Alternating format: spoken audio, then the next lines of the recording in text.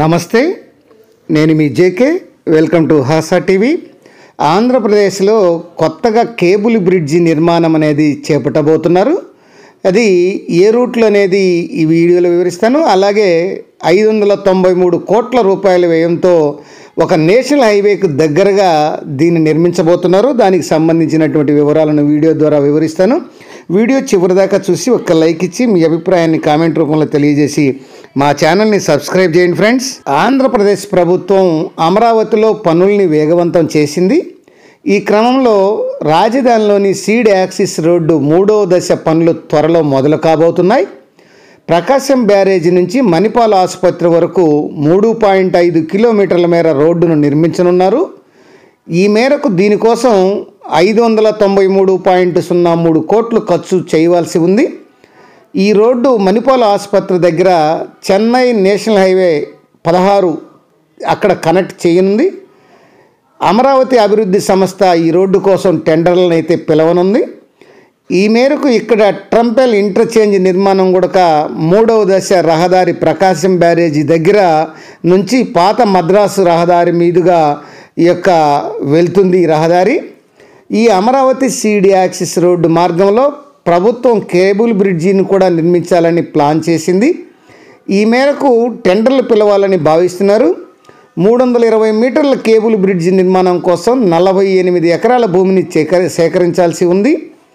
ఈ రహదారిని 2 ఏళ్లలో పూర్తి చేయాలని లక్ష్యంగా పెట్టుకున్నారు.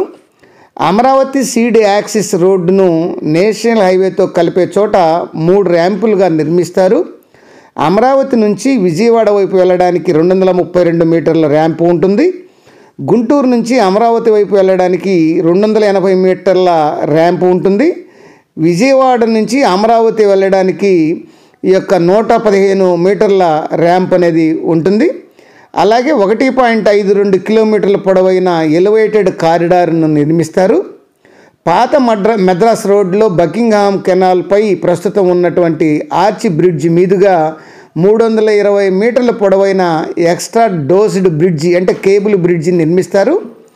ఎలివేటెడ్ కారిడార్లో ఈ భాగంగా 99.6 మీటర్ల పొడవైన రైల్ ఓవర్ బ్రిడ్జి కూడా ఉంటుంది. అంతేకాదు ఈ బ్రిడ్జిలో మరో మేజర్ బ్రిడ్జి కూడా 2-3 వెహికల్ అండర్పాస్లు కూడా నిర్మిస్తారు. ఏపీ రాజధాని అమరావతిలో 21.7 కిలోమీటర్ల పొడవైన సీడ్ యాక్సిస్ రోడ్డు ఈ దొండపాడు నుంచి మణిపాల్ ఆసుపత్రి వరకు ఉంది. మొదటి దశలో దొండపాడు నుంచి మంతెన సత్యనారాయణరాజు ఆశ్రమం వరకు 2019కు ముందే అప్పటి తెలుగుదేశం ప్రభుత్వం 14 కిలోమీటర్ల మేర రోడ్డు పూర్తి చేసింది. అక్కడి నుంచి ప్రకాశం బ్యారేజీ వరకు సుమారు 4.2 కిలోమీటర్ల రహదారి నిర్మాణానికి భూసేకరణ సమస్యల కారణంగా ఆగిపోయింది. ఈ క్రమంలో రాజధాని పనుల్లో వేగం పెంచినటువంటి ప్రభుత్వం మంతెన ఆశ్రమం నుంచి ప్రకాశం బ్యారేజీ వరకు 4 కిలోమీటర్ల రహదారి నిర్మాణ పనులు ఈ సీడ్ యాక్సిస్ రోడ్డు 2వ దశ పనులైతే చేపట్టింది.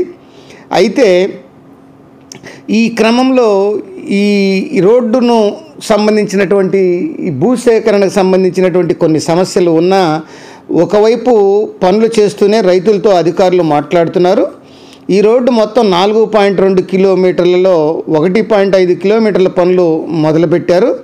అది ఫ్రెండ్స్ ఈ అమరావతి సంబంధించినటువంటి కొత్త కేబుల్ బ్రిడ్జ్ ప్లానింగు, అట్లానే దానికి సంబంధించినటువంటి వివరాలను గురించి ఈ వీడియోలో వివరించాను.